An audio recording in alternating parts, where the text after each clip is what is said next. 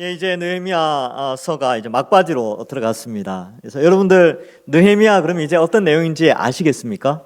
이제 두 가지로 이제 생각해 볼 수 있죠. 앞부분 6장까지는 성벽과 이 성문을 다는 그런 하나의 사건을 다루고 6장 이후에부터는 그 성벽 안에 사는 예루살렘 성 안에 사는 하나님의 백성들을 거룩하게 하는 사건. 이 두 개의 사건이 느헤미야서의 전체 내용입니다. 그래서 여러분 사실 이 느헤미야서를 꼼꼼하게 살펴보지 않으면 이게 에스더 이야기인지 이게 또 에스라 이야기인지 또 이게 또 스가랴하고 학개서랑 또 헷갈리기도 하고 또 어떨 때는 말라기하고 연결이 되는지도 참 궁금하기도 하고 막 그럴 때가 있단 말이죠. 근데 이제 조금 명확하게 느헤미야 그러면 3차 포로 귀환 그리고 이로 말미암아 성벽과 또 그 안에 사는 이제 도시가 형성되어지고 그 안에 백성이 들어가는구나. 그러면 학개와 스가랴는 성전. 이 느헤미야가 성벽을 쌓기 70년 전에 성전이 건축되어졌구나. 이제 이런 개념들을 좀 가지면서 보통 우리 성도들 보면 저도 그랬고요. 이 성경의 역사 속에 포로 후기 요때가 조금 약합니다. 요때가 좀 어렵거든요. 그러니까 이게 또 이 순서대로 성경이 이제 배치되어 있는 게 아니라 느헤미야 같은 경우는 좀 앞부분에 배치되어 있어요. 에스라, 느헤미야, 에스더가 앞부분에 배치되어 있으니까 이 다른 성경 이사야나 에스겔, 예레미야가 또 성경 뒤쪽에 나오니까 이 시대가 좀 헷갈리기는 합니다. 그러나 느헤미야는 거의 말라기 바로 직전 그 시대다 이렇게 생각하시면 되겠습니다.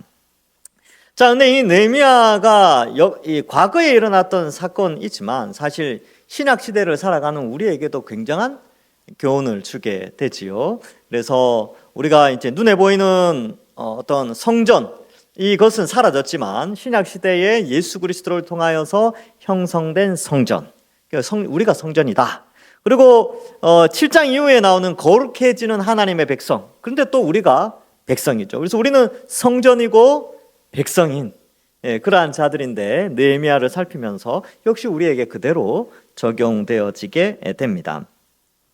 자, 느헤미야가 성벽과 성문을 재건축하고 봉헌한 사건을 지난주에 살펴봤는데 이 봉헌한다는 것은 하나님께 맡긴다, 하나님께 드려진다 이런 뜻이 있습니다. 그래서 우리 옛날에는 헌금 이렇게 표현하니까 봉헌 이렇게 표현을 했어요.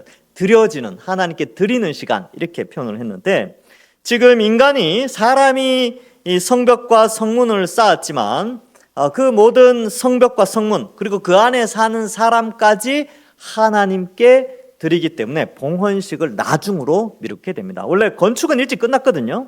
건축은 일찍 끝났지만 그 안에 사는 사람들, 성벽 안에 사는 사람들이 거룩해지도록 그때까지 기다린 다음에 그들이 정결의식을 가지고 나팔절과 초막절 성결의식을 가진 후에 성벽과 그 안에 사는 사람을 봉헌하게 됩니다. 그래서 봉헌의 의미 때문에 10분의 1, 백성의 10분의 1을 예루살렘 성 안에 이주시켜서 살게 하는 것이죠. 왜? 하나님께 드려졌다라는 의미 때문에 그렇습니다. 자, 그래서 BC 515년 다리오 왕 제6년에 성전이 완공되어지고요. 70년 후에 BC 444년 아닥사스다 왕 20년에 이제 성벽과 성문이 봉헌되어져서 이제 완전한 도시의 형태, 그 도시 안에 성전을 갖추고 있는 그런 형태를 갖추게 됩니다. 물론 예수님 시대의 성전 하고는 조금 달라요. 왜냐하면 헤롯이 40년 동안 리모델링 공사를 아주 증축을 하게 되거든요. 근데 그 전에 조금 간소한 그러한 모습을 띄고 있습니다. 자, 44절에 오늘 본문의 말씀을 보면 그날에라고 되어 있죠. 이 그날이 언제냐면 43절 바로 앞절에 나오는 날입니다. 바로 봉헌하는 날. 그날 분위기가 어땠느냐 하면요, 이랬습니다. 우리 같이 한번 읽어볼까요? 자막을 띄워드릴 테니까 12장 43절 읽어보겠습니다. 시작. 이날에 무리가 큰 제사를 드리고 심히 즐거워하였으니 이는 하나님이 크게 즐거워하였음이라. 부녀와 어린아이도 즐거워하였으므로 예루살렘이 즐거워하는 소리가 멀리 들렸느니라. 아멘. 예, 그날이 어떤 날이냐 하면 성벽을 봉헌하고 성벽 안에 사는 사람들을 봉헌하는 바로 그날인데요. 그날에는 즐거움이 가득했습니다. 그래서 43절에 즐겁다라는 표현을 4번이나, 보통 이 히브리 문법에서 한 문장 안에, 한 절 안에 한 단어를 2번 혹은 3번 쓰면 굉장히 강조하는 건데, 여기서는 4번을 쓰면서 이 성전의 완공을 아주 기뻐하는, 이 봉헌하는 날이 즐거움의 날이라는 것을 보여주고 있습니다. 다시 한번 복습을 하면 이렇습니다. 여러분, 이 성벽과 성전과 그 안에 사는 사람들이 다 성결되어져서 하나님 앞에 드려지는 날은 기쁨의 날인데, 사실 이 43절에 나오는 이 장면은 우리에게 한 번 더 남아 있습니다. 언제 이 즐거움이 우리에게 오느냐 하면 예수님이 재림하실 때, 바로 완전한 새 예루살렘 성전이 하나님 앞에 봉헌되어지게 됩니다. 그래서 우리가 신약 성경에 보면 우리가 그리스도를 모퉁이 돌로 하여 이방인과 유대인들이 성전으로 지어져 간다라고 표현하고 있죠. 언제 완공되느냐 하면요, 예수님 재림할 때 성전이 완공되면 예수님이 재림하는데, 그 완공된다는 것이 하나님이 원하시는 구원받은 숫자가 차면, 그때 성전, 우리가 성전의 한 사람, 이 성전의 한 부분인데 이게 완공되어져서 예수님이 재림하고 영원한 하나님의 잔치, 신약 성경에는 혼인 잔치라고 되어져 있죠. 예수님과 그의 백성과의 혼인 잔치, 이렇게도 비유가 되어지는데, 영원한 잔치에 들어가고 즐거움을 누리게 됩니다. 그날은 정말 영원한 기쁨이 있는 날이에요. 우리의 몸은 영생의 몸으로 변화되어지고 기쁨은 복락을 누리게 되지요. 그때는 온 세상에 부정한 것이 사라집니다. 이 지구에 부정한 것이 사라져요. 없어집니다. 그리고 지금의 지구의 상태가 아니에요. 완전히 변화된 상태가 되고, 정말 우리가 하찮다고 생각했던 그 모든 것들도 다 하나님 앞에 거룩하게 성별되어지는 날이 바로 예수님이 재림하시는 날입니다. 여러분, 그래서 스가랴 14장 20절과 21절에는 이렇게 기록되어 있어요. 그날에는 말방울에까지 여호와께 성결이라 기록될 것이라. 이게 아주 충격적인, 그러니까 기쁨의 충격적인 말인데, 여호와께 성결이라는 단어가 어디에 나오냐 하면요, 대제사장이 관을 써요. 대제사장이 이마에 히브리어로 뭐라고 쓰여 있냐면 여호와께 성결, 이렇게 쓰여 있거든요. 근데 이 여호와께 성결, 대제사장만이 그 이마에 이 글씨가 새겨지는 이 표시가 하찮은 말방울, 거기에도 여호와께 성결이라고 쓰여진다는 거죠. 이 뭘 의미하냐면 온 세상이 하나님의 성전으로, 하나님의 거룩한 땅으로, 하나님이 원하신 거룩한 모든 것들이 거룩하게 변화된다는 것을 표현하고 있습니다. 그래서 여호와께 성결이라 기록될 것이라, 여호와의 전에 있는 모든 솥이 제단 앞 주발과 다름이 없을 것이니, 예루살렘과 유다의 모든 솥, 그러니까 예루살렘과 유다는 이제 하나님의 땅이죠. 근데 이제 예수님 재림하면 지구가 예루살렘과 유다가 되는 거예요. 모든 솥이 만군의 여호와의 성물이 되어진다. 온 지구가 성전이 되고 예루살렘 성이 되고 이스라엘의 유다가 되고 예루살렘이 되고 그렇게 된다는 것이죠. 그래서 제사 드리는 자가 와서 이 솥을 가져다가 그것으로 고기를 삶으리라. 그날에 만군의 여호와의 전에 가난한 사람이 다시 있지 아니하리라. 이렇게 표현하죠. 그러니까 죄를 가진 사람은 있을 수 없고 하나님의 백성들만 사는데, 제사장이 먹는 그 고기도 함께 먹는, 이게 이제 비유적인 표현이지만 완성될 하나님 나라의 풍성함, 거룩함을 스가랴에서 강조하고 있습니다. 나중에 이제 오후 예배 시간에 좀 더 자세히 설명을 드리고요. 요한계시록 21장 1절에 보면 이렇게 기록되어 있습니다. 또 내가 새 하늘과 새 땅을 보니 처음 하늘과 처음 땅이 없어졌고 바다도 다시 있지 않더라. 새 하늘과 새 땅이에요. 지금의 지구 상황이 아닙니다. 지금 바다가 70%, 땅이 30%인데 이거는 노아 홍수 후에 이렇게 된 거예요. 그죠? 노아 홍수 전에는 많은 과학자들이 그렇게 말합니다. 땅이 한 80% 정도 됐을 것이다. 왜냐하면 석탄의 매장량이 지금의 현재 육지 70, 땅 30%에 나는 이 30% 땅에 있는 나무들이 다 석탄이 된다고 해도 지금 지구에 매장되어 있는 석탄만큼 안 된대요. 그러니까 뭘 의미하냐면 노아 홍수 전에 엄청난 땅의 나무들이 많이 있었다라는 것을 증명하고 있습니다. 그래서 이걸 이제 우리 신앙인들이야 노아 홍수전에 땅이 아주 넓었고 습이 많았다 이렇게 생각하는데 불신자들은 또 그걸 더 안 믿어요. 그래서 뭐라고 이야기하냐면 우와 신기하다 하고 넘어가요. 그래서 그 사람들은 성경을 안 믿기 때문에 하나님을 인정하기 싫으니까 우와 석탄이 어떻게 이렇게 됐지 신기하다 하고 넘어간다는 거예요. 자, 그래서 계시록 21장 5절에 보면 새하늘과 새 땅이 열리는데 하나님이 이렇게 말씀합니다.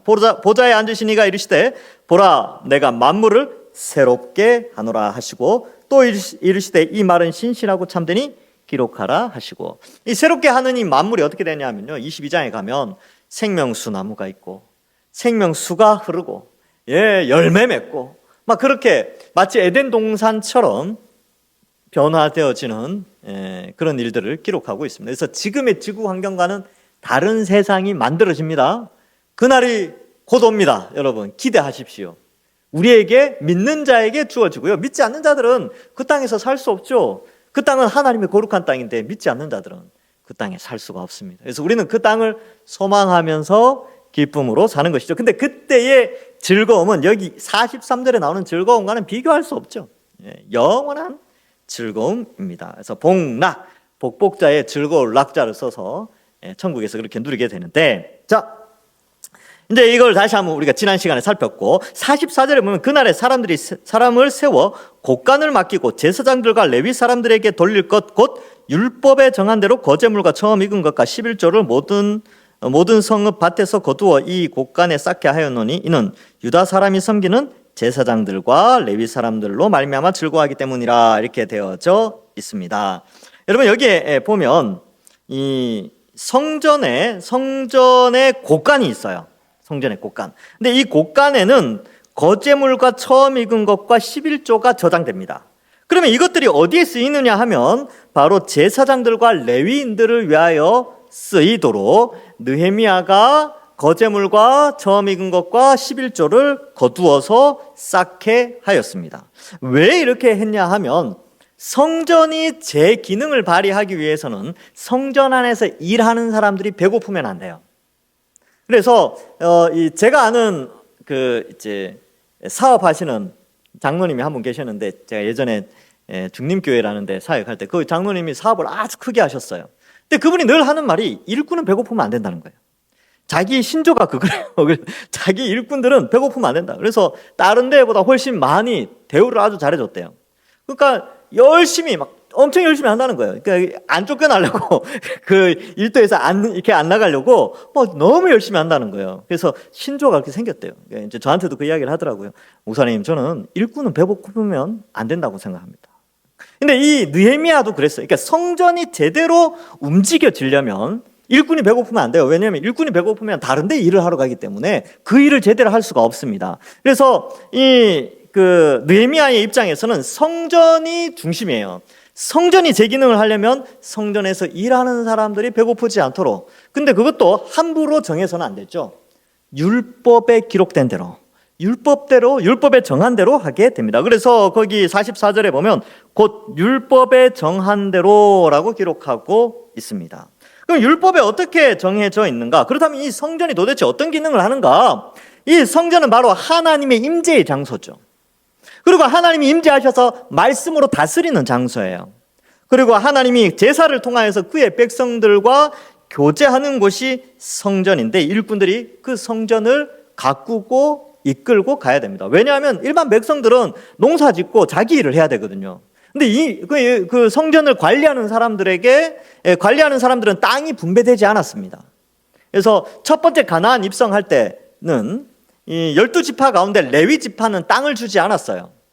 그 대신에 다른 지파들이 이 11조를 내어서 그들이 먹고 살도록 그렇게 했습니다. 그래서 지금의 여러분 신약 시대의 교회의 구조와는 달라요.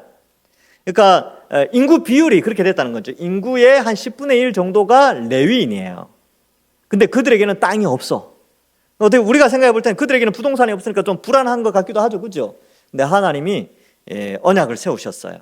다른 지파들의 11조를 통하여 그들이 살고 레위인의 11조를 통하여 제사장이 살 수 있도록 그렇게 언약을 세워 놓으셨습니다. 자, 그래서 성전의 기능을 제대로 발휘하게 하는데 이 내용이 10장에 또 한 번 나왔었어요. 10장에 보면 성전세를 내는 것과 또 이러한 내용들을 가르쳐주고 있습니다. 느헤미야 10장 36절과 37절에 보면 또 우리의 맏아들들과 이 맏아들들을 성전에 바치는데 이것은 성전세로 대신을 합니다. 원래 맏아들들이 성전에 가서 일을 해야 하고 하나님의 일꾼으로 쓰임 받아야 되는데 그렇게 하지 않고 맏아들을 대신하는 성전세를 내게 되는 것이죠. 맏아들들과 가축에 처음 난 것과 소와 양에 처음 난 것을 율법에 기록된 대로 우리 하나님의 전으로 가져다가 우리 하나님의 전에서 섬기는 제사장들에게 주고 또 처음 익은 미레가루와 거제물과 각종 과목의 열매와 새 포도주와 기름을 제사장들에게로 가져다가 우리 하나님의 전에 여러 방에 두고 여기 이제 여기에서는 우리가 오늘 읽은 말씀에는 곳간이라고 되어 있는데 여기는 여러 방이라고 되어 있죠.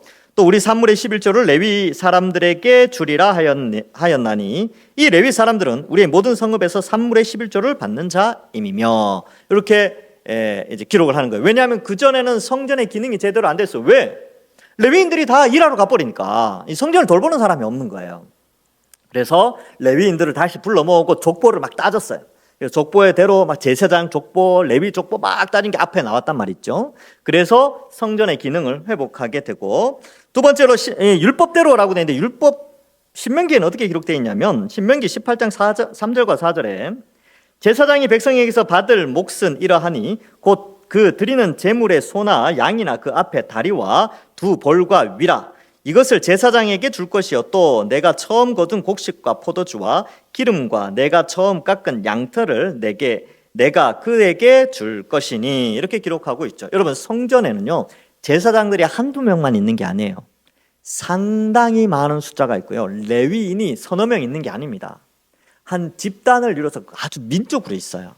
그러니까 가져오는 그 모든 것들이 아주 레위인과 제사장들이 우와 많이 가졌겠다 이게 아니라 레위인에 속한 제사장과 레위인들 또 성전 문을 지키는 자들 노래하는 사람들 인구가 굉장히 많았어요. 그래서 그렇게 생활하도록 한 것이죠. 민수기에도 이렇게 나옵니다. 민수기 18장 26절에도 너는 레위인에게 말하여 그에게 이르라 네가 이스라엘 자손에게 받아 너희에게 기업으로 준 11조를 너희가 그들에게서 받을 때 그 11조의 11조를 거제로 여호와께 드릴 것이니라 이렇게 되어져 있습니다. 이 느헤미야가 10장이나 이 12장에 가서 레위인과 제사장들의 생계 문제를 철저하게 중요하게 여기는 것은 이것이 율법에 기록되어 있기 때문에 그래요. 율법에. 그러니까 그들이 뭐 이렇게 감정적인 그런 것이 아니라 하나님의 말씀에 기록되어 있기 때문에 그렇게 한 것이죠. 그렇게 할 때에 성전에서 그의 백성들이 하나님께 합당한 방식으로 예배를 드릴 수 있기 때문에 그렇습니다. 여기서 이제 중요한 원리가 하나 있는데 여러분 예배를 드리는 데는요 우리의 느낌이나 감정으로 드리는 게 아니에요. 성경에 기록된 하나님의 방식대로 예배를 드려야 됩니다. 신약 시대에는 좀 달랐죠. 이제 구약 시대 때는 이렇게 들었지만 신약 시대 때는 성전이 무너지고 이제 사도들에 의해서 교회라는 것이 탄생되어집니다. 예수 그리스도를 머리로 하여 몸된 교회가 탄생했을 때는 사도들이 초대교회의 예배의 모범을 잘 보여주었어요. 말씀 중심으로 말씀을 가르치고 설교하는 것 중심으로 그리고 성찬이 있었고요. 하여튼 그러한 모습으로 예배의 형태가 바뀌게 된 것이죠. 자, 어쨌든 이 성전의 역할이 제대로 이루어질 때 구약의 이스라엘 백성들은 하나님께 온전한 예배를 드릴 수 있었고 그 예배를 위하여서 그 예배를 섬기는 일꾼들, 섬기는 사람들에게 그들의 생계를 율법대로 책임지도록 그렇게 하였습니다. 자, 그래서 이 느헤미야는 이 부분에 있어서 굉장히 신경을 쓰게 되지요. 레위인과 제사장이 있어야 성전이 존재하고 또 노래하는 자 문지기를 통하여서 이 예루살렘이 그리고 성전이 보호가 되어졌습니다. 그래서 노래하는 자, 이 노래하는 자라는 표현이 사실 다윗과 솔로몬 이후에는 등장하지 않습니다. 성전에서 노래하는 자. 물론 그 역대기에 보면 이 요사밧 왕 때에 노래하는 자들이 특별히 쫓아오질 때가 있어요. 적군이 쳐들어왔을 때 노래하는 자를 따로 세워서 적진에서 노래할 때 승리하는 장면이 나오기는 하는데 일반적으로 역사를 살펴보면 노래하는 자가 잘 없었어요. 그러니까 그럴 수밖에 없었던 게 여러분 다윗과 솔로몬 시대 때는 성전을 중심으로 예배가 아주 멋지게 드려졌어요. 역대 상하 이런 데 보면 다윗이 성전에서 노래하는 레위인들은 엄청나게 세웁니다. 악기를 다루는 사람들도 많이 있었고요. 작곡을 하는 사람도 있었고 찬양대를 지휘하고 인도하는 사람도 3명이나 세워서 그 모든 찬양대를 이끌어가게 하고 아주 거대하게 예배를 치렀죠. 솔로몬 때는 성전을 지어서 그 모든 일들을 감당하게 합니다. 그런데 솔로몬 다음 왕이었던 르호보암 때에 여로보암이 반역을 하여 북쪽에 나라를 세우게 되죠. 그럼 한번 생각해 보세요. 12지파가 모이던 예루살렘 성전에서 2-3지파만 모이는 거예요. 그러니까 유다지파, 베냐민 일부 지파, 레위 사람들, 레위 지파. 그러니까 성전의 규모가 굉장히 축소됐겠죠. 그리고 예배가 굉장히 약화되게 됩니다. 왜냐하면 북이스라엘 사람들, 많은 다수의 사람들이 베델에서 이제 금송아지를 섬기기 시작하거든요. 그러니까 이게 세력이 약해지는데 지금 여기에서 느헤미야가 지금 하고 있는 것은 바로 분열 왕국 전 통일 왕국 시대 때에 그때의 예배를 회복하고 있다는 것이죠. 이를 위하여서 사람들에게 11조를 내고 첫 열매를 내고 또 거제물을 내도록 하게 한 것입니다. 이 거제물이라는 것이 히브리어로 테루마라는 것인데 이것은 이 직무를 이행하는 제사장을 위해 정해놓은 희생 제물의 목, 단어 사전에 찾아보니까 그렇게 돼 있더라고요. 그래서 우리 번역에서는 가끔 넓적다리로 번역해 놓기도 하였습니다. 그리고 처음 읽은 것에 대해서는 앞에서 읽었던 신명기 18장에서 제사장의 몫임을 나타내고 있지요. 그래서 백성의 11조와 제물의 거제물을 합하여 레위인이 드리고 레위는 그것의 11조를 또 제사장에 드리는, 그리하여 성전에서 마음껏 이를 섬길 수 있도록 그렇게 한 것입니다. 그래서 일종의 행정 구조죠. 하나님께서, 왕이신 하나님께서 올바른 예배를 드리도록 행정 구조를 그렇게 만들어 율법에 기록한 것입니다.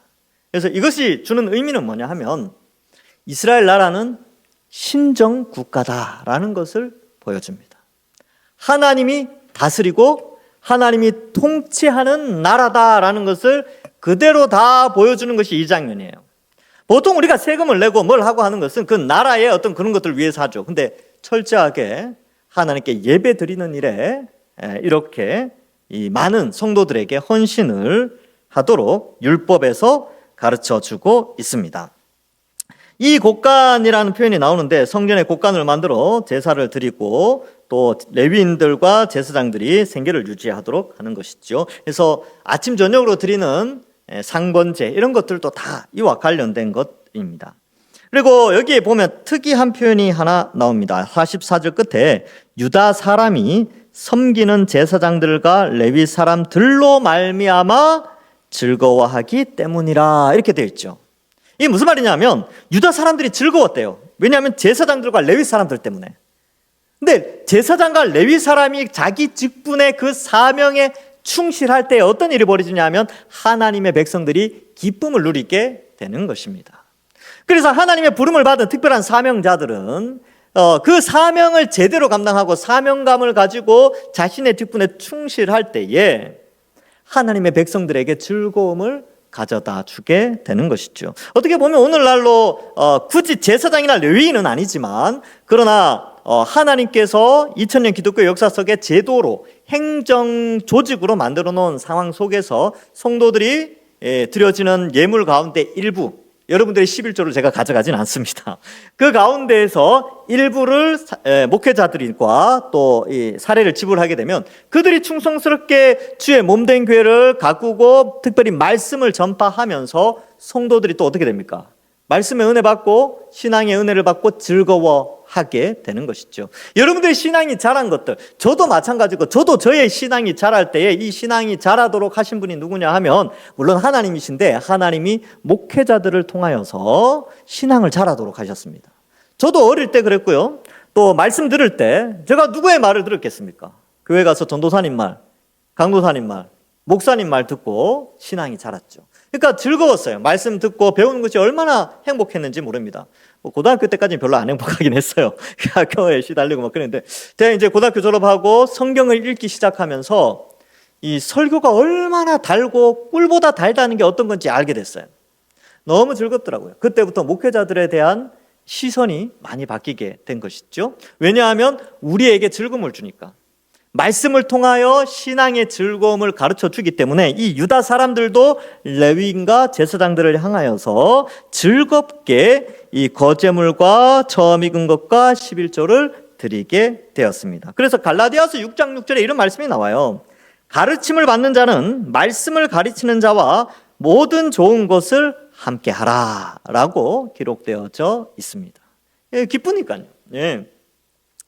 그래서 레위인들과 제사장들에게 또 이렇게 헌신을 하고 그들은 기쁨으로 그 사명을 감당하여 또 이스라엘 백성들과 함께 즐겁게 하나님을 섬기게 되는 것이죠. 45절에 보면 그들은 하나님을 섬기는 일과 결례의 일을 힘썼다라고 되어 있죠. 힘썼어요.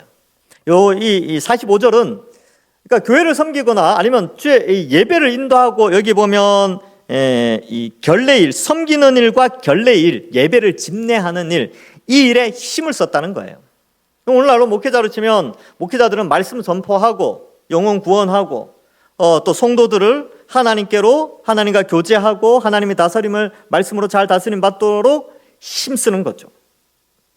애쓰는 거예요. 말씀 한 절을 연구하더라도 막 진액을 쏟아내는 그런 수고함이 필요한 것이죠. 그래서 그 열심히 힘써야 하는 것입니다. 목회자는 게으르면 안 돼요. 예, 말씀 연구하는 일에 게으르면 안 됩니다. 그러니까 부지런해야 된다 그러니까 막 이제 잠도 안 자고 막 여기 막 온갖 일 다 하라 그런 뜻이 아니고 열심히 일하는데 말씀을 연구 안 하면 그 목회자는 게으른 사람이죠. 예. 그래서 여기에 나오는 이 결례일에 힘써야 된다. 노래하는 자들과 문지기들도 그리하여 모두 다윗과 그의 아들 솔로몬의 명령에 따라 행하였다. 이렇게 표현하죠. 그래서 자 보세요. 이 하나님께서 이집트에서 애굽에서 200만 이상 되는 인구를 이 출애굽시켜서 가나안 땅으로 입성을 했습니다. 가나안 땅에 들어가서 한 일이 뭐냐면 그들이 하나님께 예배드리도록 예배 제도를 만들었어요. 그 훈련을 광야 40년 동안 하게 했습니다. 그런데 그들이 그 예배를 제대로 못 드리고 왕국을 형성해야 했지만 온전한 예배를 잘 드리지 못했기 때문에 결국은 북이스라엘은 아수르로 남유다는 바벨론으로 잡혀가죠. 그리고 70년 땅을 깨끗하게 하는 70년의 기간이 지나서 다시 제2 가나안 입성을 하게 됩니다. 두 번째 가나안 입성 있죠. 이때도 역시 율법으로 나라를 세우는 거예요. 1차 가나안 입성 때와 같이 2차 가나안 입성 때도 철저하게 율법을 중심으로 하나님의 말씀을 중심으로 그리고 성전을 중심으로 예배를 중심으로 제사를 중심으로 그 나라를 새롭게 하며 그 나라를 하나님이 이끌어 가시기를 원하는 것이죠. 그래서 과거에는 모세를 세우셨다면 2차 가나안 입성 때는 초창기에는 스룹바벨을 그리고 1차 때는 스룹바벨을 2차 때는 에스라를 3차 때는 느헤미야를 통하여서 입성 가나안 땅에 들어오게 하여 바로 이 일을 감당하죠. 그래서 스룹바벨이 들어와서 성전을 다시 지었고요. 느헤미야가 들어와서 성벽과 성문을 건축하게 되는 것입니다. 자, 그래서 이 일들 그래서 하나님의 백성이 하나님께 온전히 예배 드릴 수 있도록 제사장과 레위인들을 특별히 하나님이 느헤미야를 통해서 챙기게 되는 것이죠. 근데 여러분 이 제사장의 직무가 굉장히 중요했습니다. 제가 이제 말라기를 읽어드릴 텐데 말라기 2장 5절에서 7절에 이 제사장의 역할이 얼마나 중요한 것인가를 설명해주고 있습니다. 말라기는 느헤미야 시대 거의 느헤미야 시대 때입니다. 그러니까 느헤미야가 이 일을 하고 이제 성경이 마무리되잖아요. 얼마 있지 않아서 몇 년 있지 않아서 말라기가 메시지를 선포하는 거예요. 그러니까 느헤미야와 말라기는 붙어 있다 이렇게 생각하시면 됩니다. 시기적으로. 말라기 2장 5절부터 7절의 말씀을 자막을 한번 보시고 제가 읽어드리겠습니다. 레위와 세운 나의 언약은 생명과 평강의 언약이라 내가 이것을 그에게 준 것은 그로 격려하게 하려 함이라. 그가 나를 격려하고 내 이름을 두려워하였으며 그의 입에는 여기서부터 중요하죠. 이 구약 성경에서 최고의 레위인과 제사장을 향한 최고의 그런 찬사가 아닐까 생각합니다. 그의 입에는 진리의 법이 있었고 그의 입술에는 불의함이 없었으며 그가 화평함과 정직함으로 나와 동행하며 많은 사람을 돌이켜 죄악에서 떠나게 하였느니라. 멋지지 않습니까? 입술의 말씀을 통하여서 많은 사람을 죄악에서 떠나게 하는 사람이 누구였냐면 레위인과 제사장들이었어요. 그래서 7절에 제사장의 입술은 지식을 지켜야 하겠고 사람들은 그의 입에서 율법을 구하게 되어야 할 것이니 제사장은 만군의 여호와의 사자가 됨이거늘 이렇게 돼 있죠. 근데 이제 말라기 시대 때 이게 잘 안 됐어요. 근데 이 말라기를 통하여 제사장과 레위인의 지위가 어떠한 것인지를 다시 한번 알려줍니다. 그러니까 하나님이 느헤미야를 통해서 왜 레위인과 제사장들에게 이렇게까지 잘 하도록 하느냐? 바로 그들을 통하여서 이스라엘이 회복되어지고 말씀을 통하여 돌이켜 하나님께 온전한 예배자로 백성으로 세워질 수 있기 때문에 하나님이 그렇게 제도를 만들어 놓으신 것이지요. 그래서 이러한 부분들을 강조하고 있습니다. 46절에 보시면 옛적 다윗과 아삽의 때에는 노래하는 자의 지도자가 있어서 하나님께 찬송하는 노래와 감사하는 노래를 하였습니다. 대표적으로 아삽 이런 사람들, 그죠? 여두둔 이런 사람들이 이제 찬양단을 이렇게 맡아서 했죠. 그래서 이러한 모습들 예배 드릴 때에 불태우는 제사의 일뿐만 아니라 레위인들 가운데 노래하는 사람들을 세워서 하나님께 경배와 찬양을 하게 하고 온갖 악기들, 시편에 이런 데 보면 다윗의 시들 보면 온갖 악기들이 많이 등장하죠. 그래서 이게 재금, 여기 나온 거 다 있어요. 이게 큰 북으로, 작은 북으로, 이게 또 이제 저기 뭐 있습니까? 심벌즈 있죠. 이런 거 다 그런 걸로 이미 다윗 시대 때 다 있었어요. 그렇게 해서 하나님께 영광 돌리게 하였습니다. 그리고 47절에 보면 스룹바벨 때와 1차 포로 때와 느헤미야 때, 3차 포로 때에는 온 이스라엘이 노래하는 자들과 문지기들에게 날마다 쓸 몫을 주었다 이렇게 표현하고 있습니다. 자, 이러한 이 표현들을 통하여서 하나님의 나라의 속성, 즉 제사드리고 예배드리는 백성의 모습을 온전하게 하나님이 유지하기를 원했다는 것이죠. 그리고 그들이 성별한 것을 레위 사람들에게 주고 레위 사람들은 그것을 또 성별하여 아론 자손에게 주었다. 결국 이러한 이 43절부터 오늘 본문의 바로 앞부분부터 오늘 47절까지 이 모습은 기쁨과 환희의 예루살렘 성 안의 모습을 나타내는데 이것은 예레미야의 눈물이 어떻게 변화되어져서 하나님이 이끌어 주셔서 기쁨으로 변했는가를 보여주고 있는 것이죠.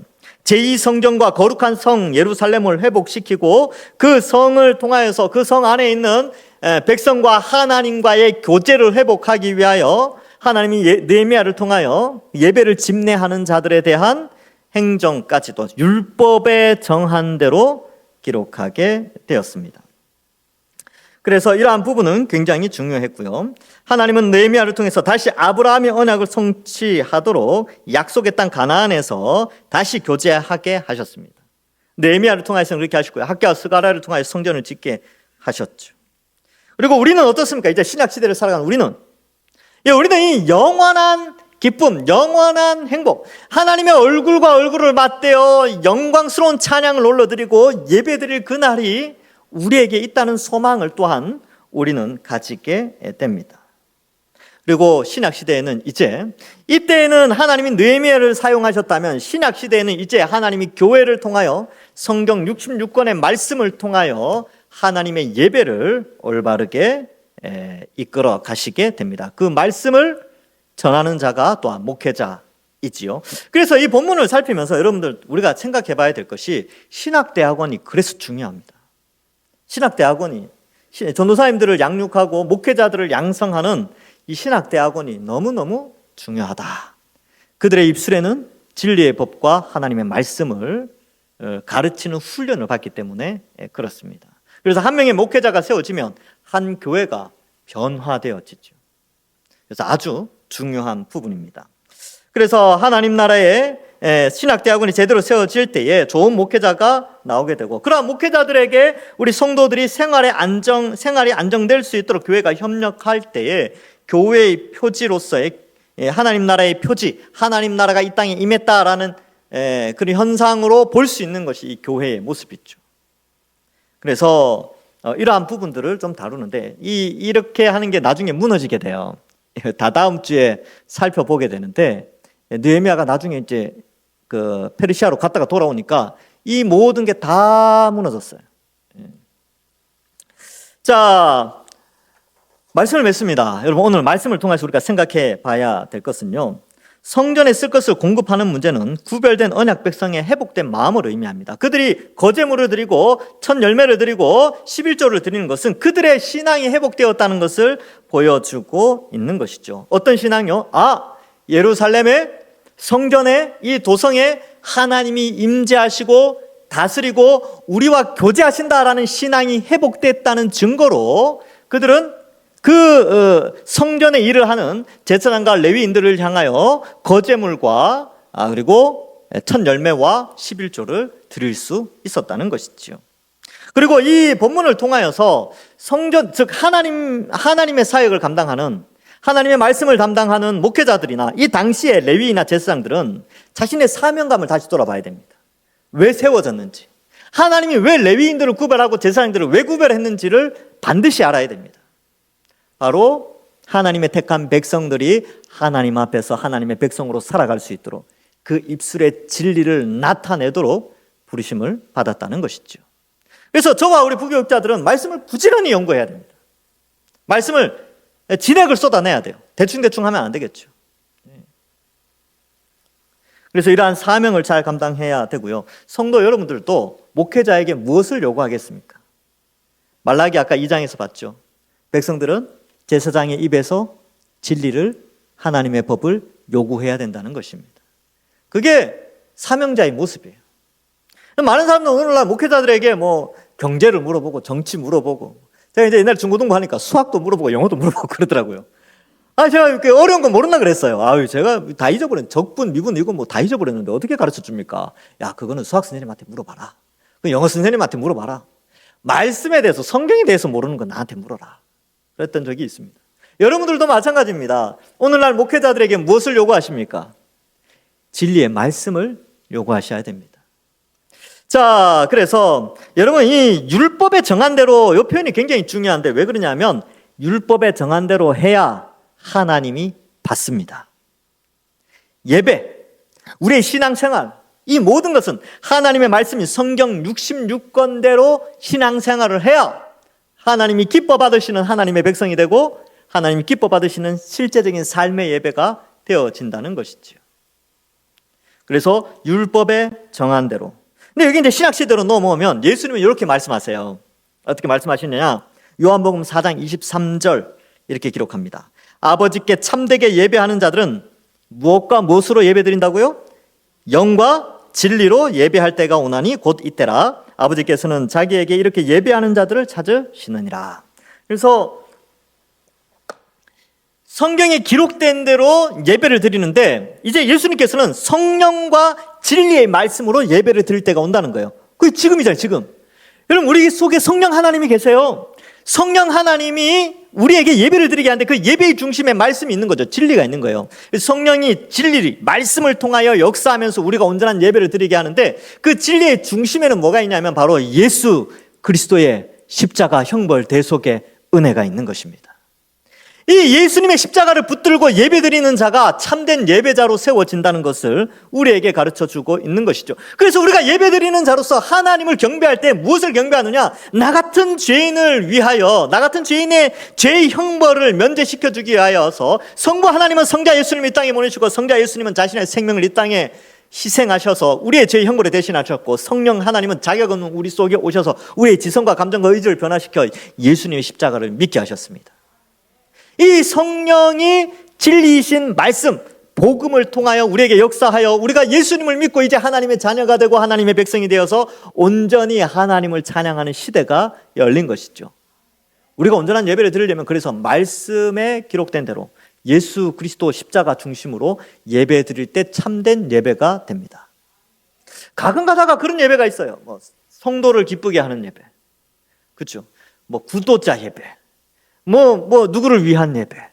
그래서 어떤 신학은요, 젊은 사람들을 초청하기 위해서는 진화론도 받아들여야 된다. 이 세상에 이런 문화도 받아들여야 된다. 저것도 받아들여야 된다. 그렇게 주장하는 사람들이 있어요. 최근에. 아니요. 말씀대로 가야죠.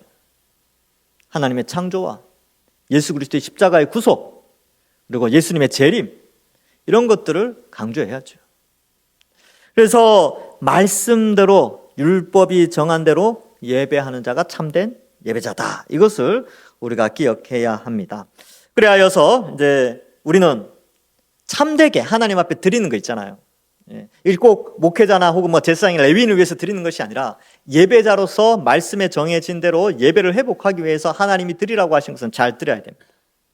또한 사명을 맡은 자, 목회자만 제가 이야기를 했는데 사실 장로, 시무집사, 오늘 시무집사님도 특송하셨지만 권사, 또 집사님들, 여러 봉사자들 자신의 사명 잘 감당해야 됩니다.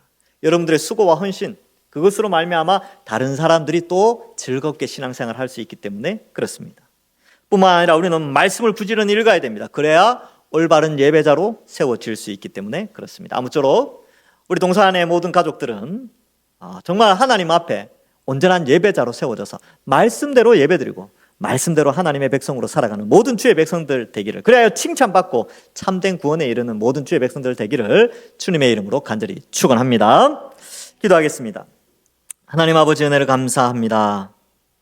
이 세상은 말씀대로 흘러가는 것이 아니라 인간의 정욕대로 흘러가는 세상 가운데 하나님은 우리를 불쌍히 여기셔서 불러주셨는데, 하나님 이제 우리가 말씀대로 율법에 정한 대로 온전한 예배자로 세워지는 은혜가 있게 하여 주옵소서.